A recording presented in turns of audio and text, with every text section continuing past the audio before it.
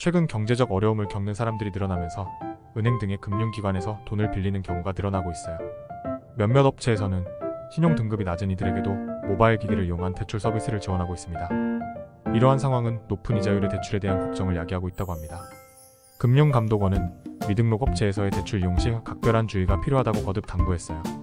신분증을 위변조하여 본인임을 확인하는 것은 불법 금융 거래 행위에 해당될 수 있음을 추가로 안내했어요. 해당 서비스를 활용할 시에는 사업자 등록번호와 오류 메시지 항목을 필수적으로 체크해야 한다고 언급하였습니다. 모바일 상품권을 활용하면 한도 설정 및 차단 방법을 명확하게 파악할 수 있고, 이를 통해 소액결제정 현금화 서비스를 더욱 안전하게 이용 가능하다고 강조했어요. 소액결제 현금화는 주의 깊은 관찰과 준비가 필요하며 간단한 정보 입력으로 한도를 설정할 수 있다고 합니다. 합법적인 인가를 받은 대리인을 고르는 것이 중요하며 무허가 업체를 이용하면 큰 피해를 볼 수 있다는 점을 강조하였어요. 그러므로 제대로 된 검토를 통해 한계 설정과 차단 과정을 명확하게 실행해야 한다는 점을 강조하였습니다. 소액결제 정책 현금화를 자세히 알아보고 신중하게 선택해야 한다고 하더라고요. 해당 업체가 믿을 만한 곳인지 판별하려면 고객들의 평가 글을 꼼꼼히 체크하라는 팁을 전했어요. 모바일 기기를 이용할 때도 그에 따른 제약 사항이나 제한 조치들을 보다 명확히 파악해야 한다고 언급했죠.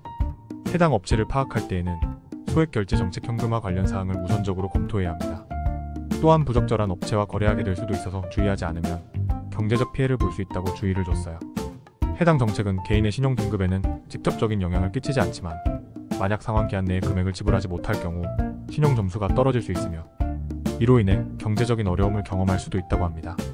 이런 일이 발생하지 않도록 기업을 선택할 때 더욱 주의를 기울여야 한다는 점을 강조했어요.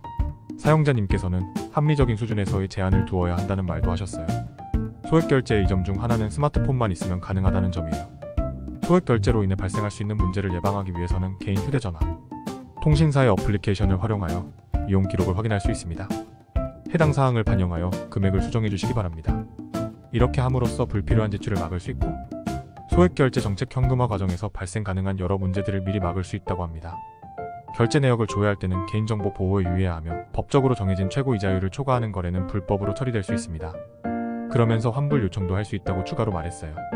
고객들은 결제 중 일어날 수 있는 이슈들을 명확히 파악해야 한다는 점을 강조했다고 해요.